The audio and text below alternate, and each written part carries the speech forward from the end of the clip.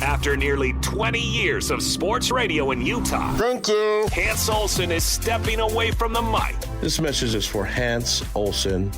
Hans, just want to tell you, man, I'm so proud of you and just want to say thank you, congratulations on everything. But really more, thank you for all that you've done. For all the listeners in the state of Utah, with your expertise and knowing the game of football and other sports, and then, also throwing your advice on a lot of other things that probably had nothing to do with football, but like food, things in society. Even when your opinion didn't really matter, I hope you know that I always loved it. And I know a lot of people did too. But you've done an amazing job at just loving people and caring for them, even through your job as in speaking about sports. And so seeing you move on to other things, it's sad because the listeners won't be able to hear from you daily. But at least I get to be around you and have you for our games, doing our games every week. Selfishly, I'm glad I get that. But I know a lot of people, just like me, want to express their gratitude, appreciation, and love for everything that you've done the last 20 years, and that's making everybody's life better with your words and your advice and your opinions on everything. So love you, brother. Appreciate everything, and looking forward to seeing the next venture for you. The one, the only, Hans Olsen. This is 97.5, the KSL Sports Zone. Big thanks to Kalani Sitake. We didn't even ask. He just sent that in. No, he was more than happy to. Okay, but what I'm unhappy with is he went off script. What I wrote out was quite a bit more. What you paid those $40 for is not what. He didn't say that line about how you were the better football player. Yeah, there were so many things in there that I should be the head coach of BYU, that I was Lavelle's favorite. Like I wrote out. He only ran on half the script. I know. That was a good 5-6 minute script that you put together. No, that's awesome. Thanks for doing that, guys. I had no idea. And I just shot him a message and said, my opinions do matter. They do matter. It matters to me. How dare you attack me in front of my listeners? No, that's awesome to hear from Kalani. And, he's been such a huge piece of what I've been able to do on this station. And I'll say that for all the coaches. And I'd be lying if I told you that Kyle Whittingham leaving, Jay Hill leaving, Lewis Powell leaving didn't have a huge, huge impact on me and my decision.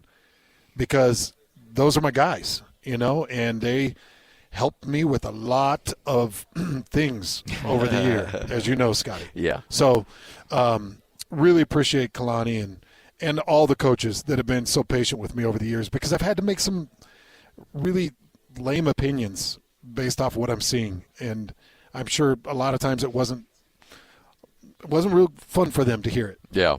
But they, I think you were fair, we were fair. I think they were fair in their talk back about, you got that right, maybe not the right on that, and talk you through it. But always and then the next day we were like, okay, well, you know what? Maybe it was this instead of that.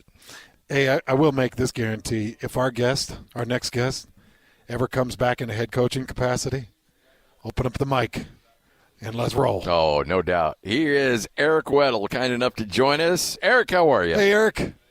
Man, what an honor to get on with the legend on his last hurrah.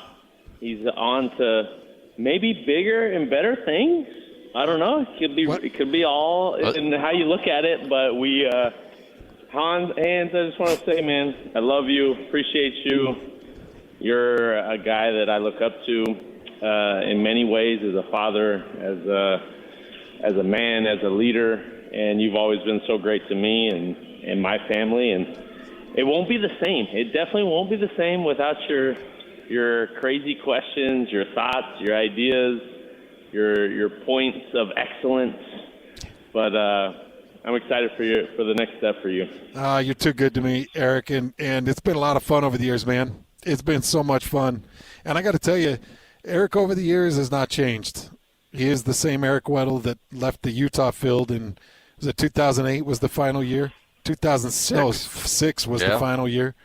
And never changed, even when his stardom hit like max capacity. Never changed. At first, I thought you were talking about Scotty starting in a new and better direction because he gets his new show and his own calls. So I think he's starting in the better direction, Eric. No, I mean, change is good. I always say change is good if you're willing and you are ready for it. And that goes every year. There's change in the NFL, in life, in family dynamic, kids, and you roll with it. But you never forget the great times, those moments. I'm sure both you two will reminisce, and you have a special bond. It's just like a teammate or a locker room. There are things that you guys have experienced together that will only be unique to you two. So it's good times. Good times, man. It's great times. How excited are you to watch Cooper Kupp in the Super Bowl?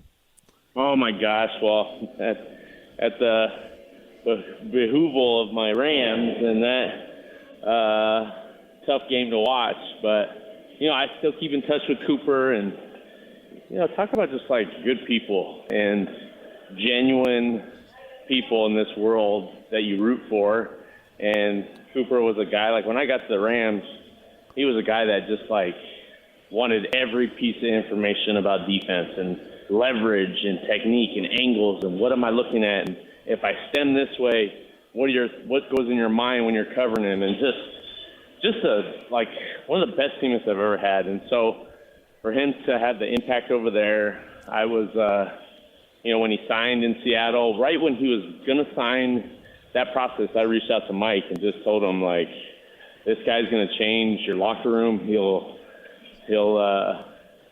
be a guy, he'll be an extension of your vision and your leadership. And so couldn't be happier for him, for Mike, all those guys. And that is a connected team. And we talked about this last year with how BYU played, how they represented each other as a team.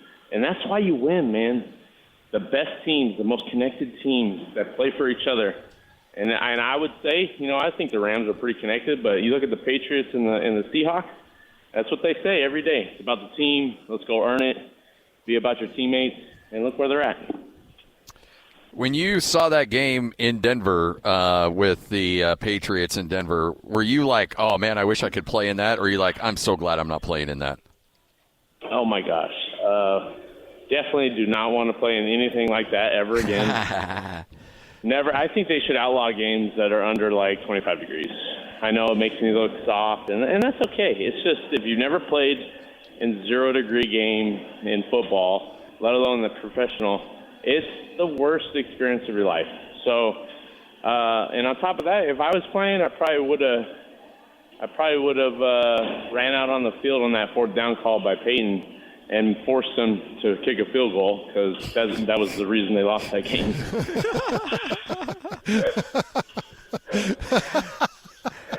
Hey, you and me both, man. Hey, seriously.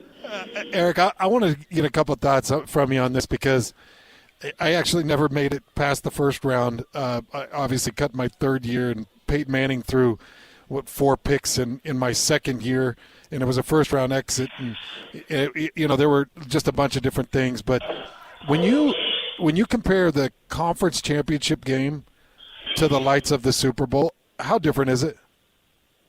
Man, I felt the emotion, the energy, the intensity was much higher in the championship game than it was in the Super Bowl.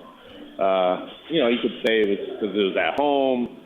You have both fans, right? Like the Niners fans were just as much as the Rams. So every play, you get in the Super Bowl and it's just a bunch of people, right? It's a bunch of just corporations, and I don't even think they're fans, for the most part. They just go for the halftime show and for the optics of being at the Super Bowl. So it didn't fulfill me personally as the championship game did. So it's kind of hard to explain. And then on top of that, like rupturing your pec in the game and then trying to have fun after you win the Super Bowl, but you're in excruciating pain, like maybe that had something to do with it too. Is it hard to get focused? I mean, you guys obviously played well. You won the game, but is it hard with all the distractions to stay focused during the 2 weeks leading up to the Super Bowl? No, honestly, I think the hard, I wouldn't say it's hard. Like, once the ball is hiked, it's just like any other game, if I'm being honest. It's the 3 minutes after every change of possession, you're standing on the sideline, talking about nothing because there's nothing to talk about from your coaches. And then the 49-minute halftime show that, as players, we don't care, or The Rock getting up there and yelling for 5 minutes when our kickoff team's standing there for 4 minutes ready to kick the ball off. Like, it's just everything other than the actual game, how you handle that, how you schedule the halftime and you re-warm up and food, and it's just all those little things.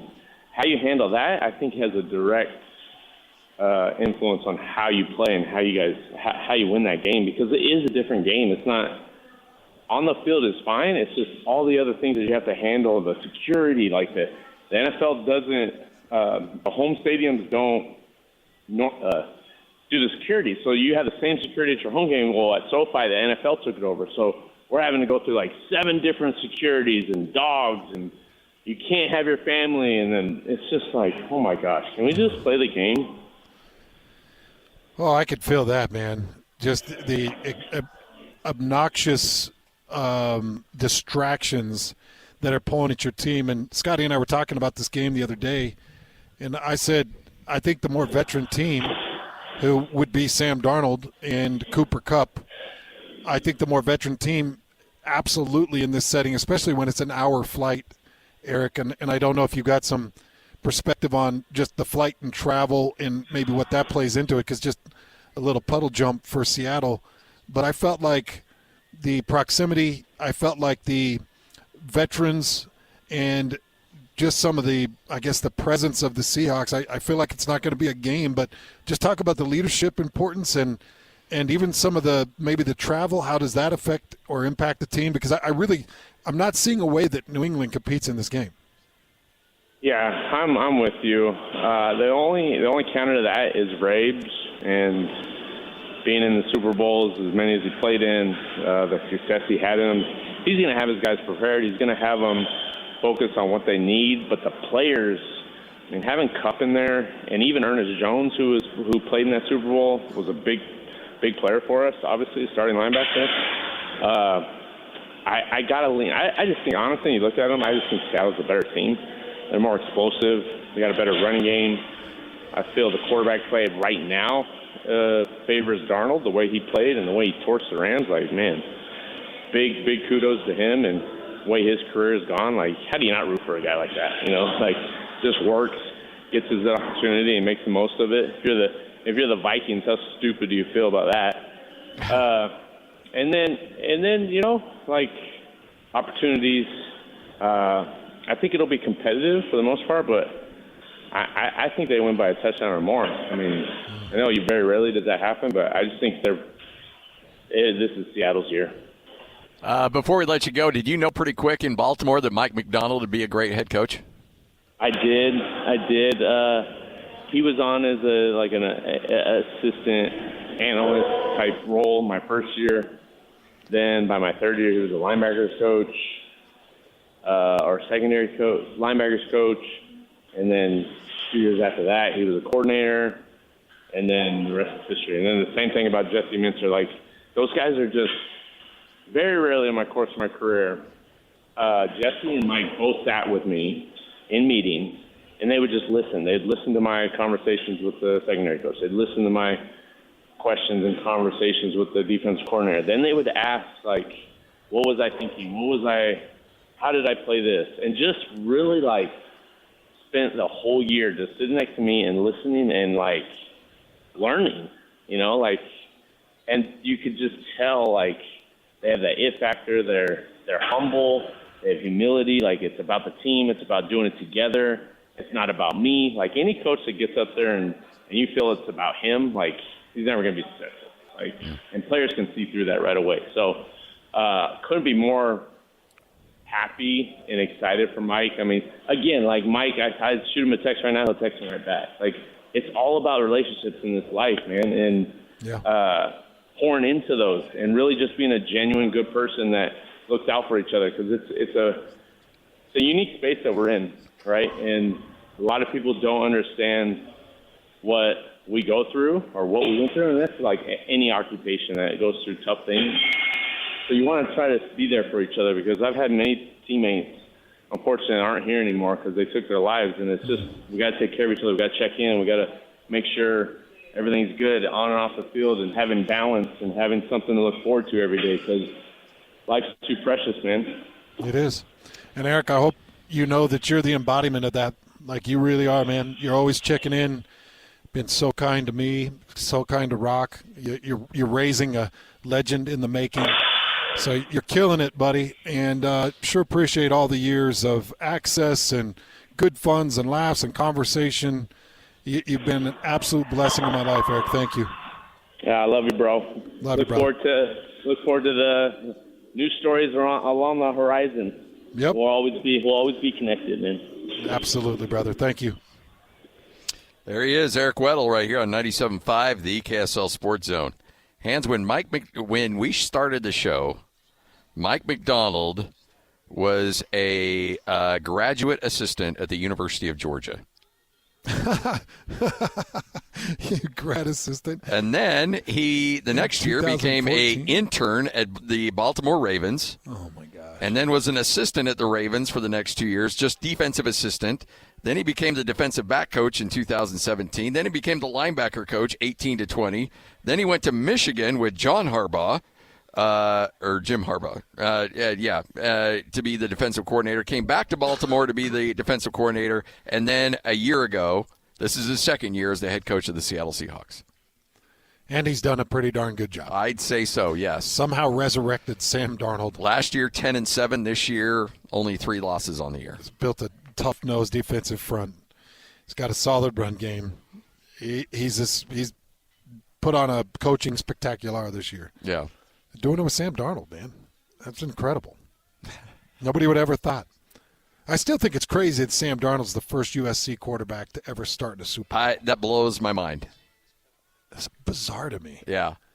I mean, you'd have thought in 60-some-odd years of Super Bowls, I don't know, what are we, 50? What Super Bowl is this? This is 60 right here. This is 60. Yeah. 60 years of Super Bowls that you'd have one USC quarterback start, but no. Sam Darnold, and the way he did it. Yeah. And not Matt Leinart, not these guys that had these crazy careers in college, but Sam Darnold. Yep. Because that makes sense. This is 97.5 the KSL Sports Zone.